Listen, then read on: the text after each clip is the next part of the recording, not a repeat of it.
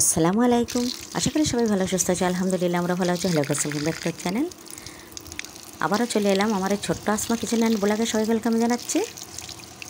একেবারে মাছগুলো কাটাকুটি করে নিয়ে এলাম তোমাদের সামনে। এখানে কিছু বাটা মাছ আছে আর এখানে কিছু সামুদ্রিক মাছ আছে। এই মাছগুলো দিয়ে আমি আজকে রান্না বানাবো। আমি কী রান্না বানাতে থাকছি চলো আমার সাথে থাকো আর ফুল ভিডিওটা দেখতে থাকো। একেবারে স্কিপ করবে না, শুরুতে একটা লাইক দেবে আর ফুল ভিডিওটা বন্ধুরা ওয়াচ করে দেবে, এটাই আমার অনুরোধ তোমাদের কাছে। যেসব বন্ধুরা আমি ভিডিও দেখে সুন্দর সুন্দর কমেন্ট করে সেসব বন্ধুদের জন্য কিন্তু রইল অপুরন্ত ভালোবাসা। যেসব বন্ধুরা শুধুমাত্র ভিডিও দেখে চলে যাও, কমেন্ট করো না, তাদের জন্যই রইল অপুরন্ত ভালোবাসা। আমরা সবাই সবাইকে যদি সাপোর্ট করে চলি তাহলে কিন্তু আমাদের চলার পথ অনেকটাই সহজ হয়ে যায় বন্ধুরা। আর আমরা হাউস ওয়াইফ, প্রতিদিন আমাদের কাজ হলো আশেপাশে কাজ সেরে রান্না বানানো। সেই মতো আমিও রান্নার পাড়ে উনান পাড়ে চলে এলাম। এখানে আমি ভাত চাপিয়ে দিয়েছি, ভাতটা প্রায় হয়ে এসেছে। এখন আমি মাছগুলো ভালো মতো ভাজা করে নেব। এখানে 2 রকমের মাছ আমি ভাজা করে নিচ্ছি। এখানে কিছু ছোট সাইজের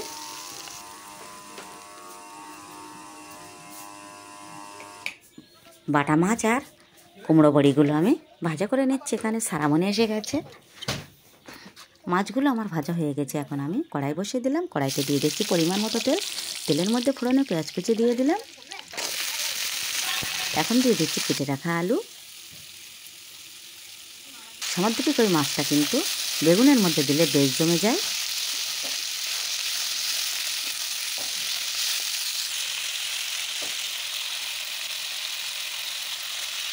পেঁয়াজের মধ্যে আলুটা আমি একটু ভাজা ভাজা বা কষিয়ে নিয়ে এখন দিয়ে দিলাম বেশ কয়েকটা কাঁচা পাকা লঙ্কা, যেটা আমি ভীষণই পছন্দ লাগে। কাঁচা পাকা লঙ্কা একটু ঝাল কটা করে দিয়ে বেগুন বানালে সেই বেগুনটা খেতে খুব মজার হয়। এখানে আমি স্বাদ মতো লবণ অ্যাড করে দিলাম।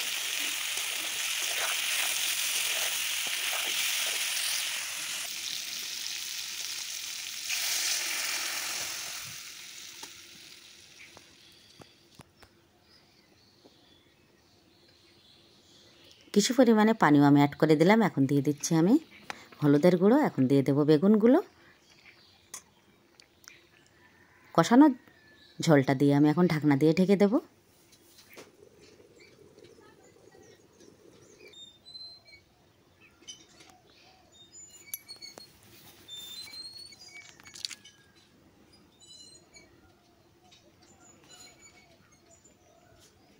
সুন্দর সুন্দর ফুলগুলো একটু দেখিয়ে নিচ্ছি।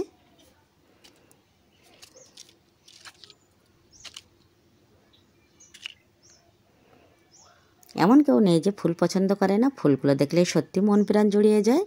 এত সুন্দর সুন্দর ফুল দেখতে সবারই কিন্তু ভীষণ ভালো লাগে।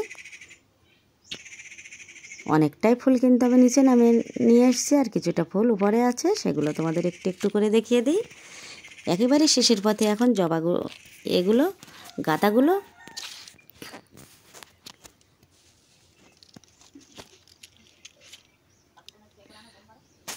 এই ফুলটাও কি সুন্দর। অনেক কটা ফুলের কিন্তু আমি একেবারে নাম জানি না।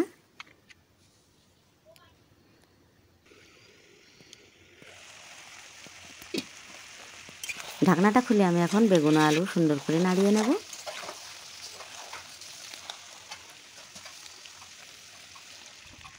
আলতো হাতে নাড়িয়ে আমি এখন পানি দিয়ে ঝোলটা দিয়ে দিচ্ছি।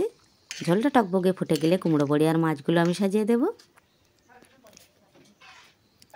বেগুনের মধ্যে কুমড়ো বড়ি না দিলে একেবারেই কিন্তু ভালো লাগে না। আর মাছটা অবশ্যই দিতে হবে। আর সামুদ্রিক মাছের জন্য বেগুনটা বেশ জমে গেছিলো।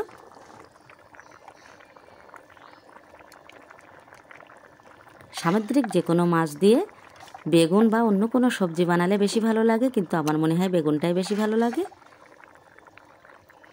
একেবারে ঝোল টকবগে ফুটে গেছে, তখন আমি সুন্দরভাবে মাছগুলো সাজিয়ে দিলাম। বেগুন আলু কুমড়ো বড়ি দিয়ে সামুদ্রিক মাছের ঝোল আমার একেবারেই রেডি। আবারও দেখাচ্ছি নতুন কোনো ভিডিওর সাথে। ততক্ষণে আমি সকল বন্ধুরা ভীষণ ভালো সুস্থ থেকো।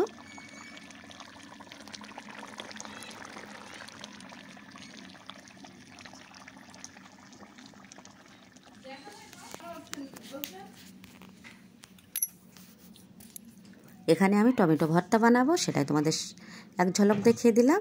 কাঁচা লঙ্কা, কাঁচা পেঁয়াজ ও লবণ ও কাঁচা সরিষার তেল দিয়ে আমি এখন টমেটোটা সুন্দরভাবে মেখে নেব। আর এই টমেটোর টেস্টটা কত সুন্দর আমরা সবাই জানি যারা ভর্তা পছন্দ করি।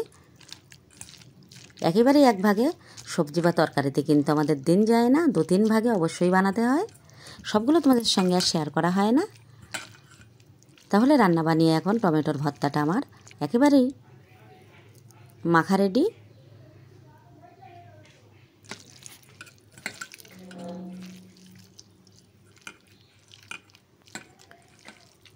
এখন দুপুরের খাওয়াটা চলো শুরু করে দিই।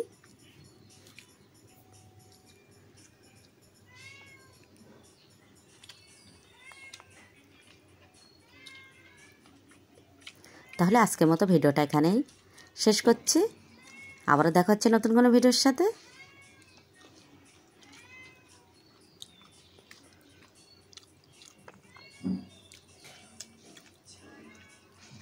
আল্লাহ হাফেজ।